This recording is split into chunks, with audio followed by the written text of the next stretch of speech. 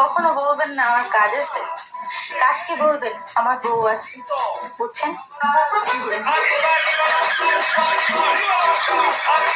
বলছি কালকে কি আমার খুব জোর নেশা হয়ে গেছিল নাকি? না, নেশা হয়নি। কালকে তুমি এত গিলা গিলে এসেছো যে আমার হাত ভেবে পা ধরে বলছে তোমার হাত দুটো এত মোটা কেন। মানুষের নজরে নজরে আমার শরীরটা অসুস্থ হয়ে গেল। আমার এন্ডা ব্যথা করে পাও বিষ করে। আগে মনে ছিল না গো, টিকটকে টুইটে আমার নজরে নজরে শেষ হয়ে গেলাম। নিজের ঘরের স্বামী আর পরের ঘরের স্বামীর পার্থক্য কি জানো? পরের ঘরের স্বামী আমার দিকে তাকাইলে নিজেরে নায়িকা নায়িকা মনে হয়, আর নিজের ঘরের স্বামী আমার দিকে তাকাইলে নিজেরে চোর চোর মনে হয়।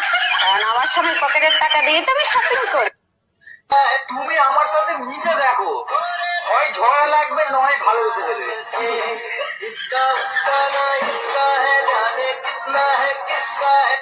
আমার যদি লটারি লাগে তুমি কি করবে?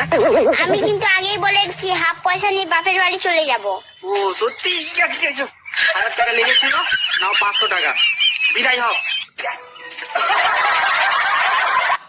বলেছে আমাকে কেউ ভয় পায় না, এখনো পর্যন্ত আলমারি খুলে যা পারগুলো আমার পায়ে এসে পড়ে।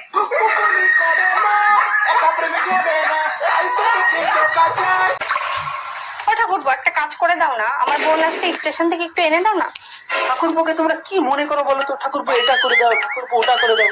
ঠাকুরপো কি অতই সস্তা জিনিস নাকি? তাই বলছি, তোমার বোন কখন আসবে? থাক, ও দোল কোথাকা, তোমাকে আর আনতে হবে না, আমার বোন একাই স্টেশন থেকে চলে আসতে পারবে। প্লিজ, আরে দিচ্ছি, এনে দিচ্ছি। না, একাই আসতে পারবে আমার বোন।